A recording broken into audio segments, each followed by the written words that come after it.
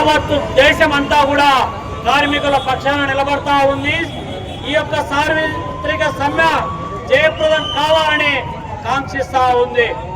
ఈ దేశంలో అంగన్వాడీలు, ఆశాలు, మధ్యాహ్న భోజన కార్మికులు, లేకపోతే ఆటో హమాలి, మున్సిపల్ వర్కర్స్ నుంచి ఆటో కార్మికులు, ఆర్టీసీ కార్మికుల వరకు, ఇవాళ ఎల్ఐసి నుంచి బ్యాంకింగ్ వరకు ఈ దేశంలో ఉన్నటువంటి అన్ని వర్గాల కార్మిక వర్గం, అదే విధంగా గ్రామీణ ప్రాంతాలలో ఉన్నటువంటి రైతులు, కష్టజీవులు, వ్యవసాయ కూలీలు కష్టపడితేనే సంపద పోగవుతుంది.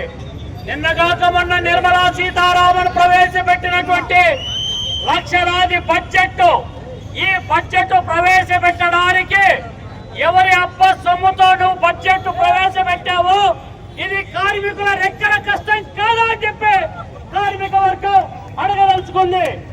చంద్రబాబు నాయుడు లాంటి వాళ్ళు చెప్తా ఉన్నారు, ఈ దేశంలో సంపద సృష్టించేది యాజమాన్యాలు, పరిశ్రమాధిపతులు అని చెప్పి అవాకులు చెవాకులు పేరుతా ఉన్నారు. ఈ దేశ సంపదను సృష్టించేది శ్రమజీవుల రక్కల కష్టంతో ఏసీ గదుల్లో కురుగుతున్నటువంటి సంపన్న వర్గాలు అని చెప్పి మేము అడగదలుచుకుంటా ఉన్నాం. మరి ఇవాళ ఈ దేశంలో కష్టజీవులైనటువంటి అన్ని వర్గాలకు కనీస వేతన చట్టం అమలు చేయాలని, సమాన పనికి సమాన వేతనం అమలు చేయాలని, ఇవాళ కనీస వేతన చట్టం అమలు చేయాలని, ఉద్యోగ భద్రత కల్పించాలని, అసంఘటిత రంగంలో పనిచేస్తా ఉన్నటువంటి శ్రమజీవులకు, అసంఘటిత రంగ కార్మికులకు సంక్షేమ బోర్డు ఏర్పాటు చేయాలని చెప్పి డిమాండ్ చేస్తా ఉంటే, కార్మికుల హక్కులను కాపాడాల్సినటువంటి పాలక వర్గాలు కార్మిక చట్టాలను సమూలంగా మార్పులు చేసి కార్మికులను దోపిడీ చేసి దొంగల కొడుకులకు దాచిపెట్టేటటువంటి విధానాలను రూపకల్పన చేస్తా ఉంటే సహించాలన్నా భరించాలన్నా ఒక్కసారి ఆలోచన చేయాల్సినటువంటి అవసరం ఉంది. మాట్లాడితే ఈ దేశంలో హిందువులం, మనమంతా బంధువులం అంటున్నటువంటి నరేంద్ర మోడీ, నిర్మలా సీతారామన్, అమిత్ షా లాంటి గ్యాంగ్స్టర్స్ ఎవరైతే ఉన్నారో ఈ దేశ సంపద సృష్టిలో భాగస్వామ్యం అవుతున్నటువంటి శ్రమజీవులను హక్కులను కాపాడాల్సినటువంటి బాధ్యత ఈ పైన లేదా అని చెప్పి మనం అడుగుతా ఉన్నాం. ఒకవైపు హక్కులు అడుగుతా ఉంటే ఈ దేశ సంపదను కొల్లగొట్టి ఈ దేశాన్ని దోచుకొని విదేశాలకు పారిపోయేటువంటి విజయ్ మాల్యా, నీరవ్ మోదీ, లలిత్ మోడీ లాంటి దొంగ కొడుకులకు ఎర్ర తివాచి పరిచి పంపించేటటువంటి దౌర్భాగ్య స్థితి ఈ దేశంలో కొనసాగుతా ఉంటే ఊరుకోవాలన్నా మాట్లాడకుండా ఉండాలని చెప్పి అడుగుతా ఉన్నాం.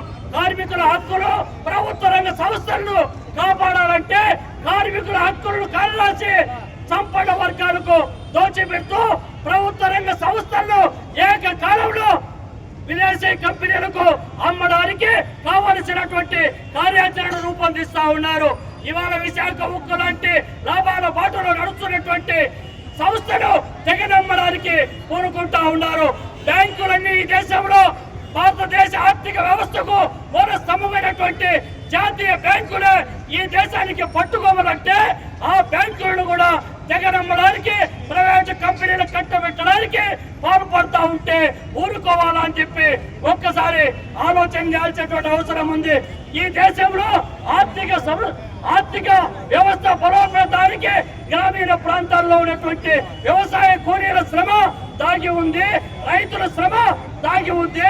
మరి వ్యవసాయాన్ని కాపాడమంటే వ్యవసాయాన్ని కూడా ఇవాళ కార్పొరేట్ కంపెనీలు కట్టబెట్టి ఏకకాలంలో ప్రజలను, రైతులను దోపిడీ చేయడానికి చట్టాలు తీసుకొస్తా ఉంటే ఊరుకోవాలా?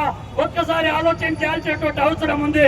ఈ దేశంలో ప్రజా సమస్యలు పక్కకు నెట్టి కులం పేరుతో, మతం పేరుతో, ప్రాంతం పేరుతో, భావం పేరుతో, భాష పేరుతో తినే తిండి పైన, కట్టుకునే పట్ట పైన ఆంక్షలు విధించి ప్రజా సమస్యలు పక్కకు నెట్టి ఈ దేశాన్ని కొల్లగొట్టేందుకు స్వతంత్ర దర్యాప్తు సంస్థలన్నింటినీ కూడా ఆర్ఎస్ఎస్ సంఘ్ పరివార్ లాంటి సంస్థల కనుసన్నల్లో పెట్టుకోవడానికి భారత రాజ్యాంగాన్ని కూడా ఇవాళ మార్పులు చేయడానికి తెగబడతా ఉంటే మనం ఊరుకోవాలన్నా ఒక్కసారి ఆలోచన చేయాల్సినటువంటి అవసరం ఉంది. ఈ సార్వత్రిక సమ్మె రానున్నటువంటి రోజులలో భారతీయ జనతా పార్టీకి రాజకీయ సమాధికి పునాదిలో వేసే దశగా ఈ పోరాటం కొనసాగాలని చెప్పి కోరుకుంటూ అవకాశం కల్పించిన మీ అందరికీ కూడా పేరు పేరున ధన్యవాదాలు తెలియజేస్తా ఉన్నాం.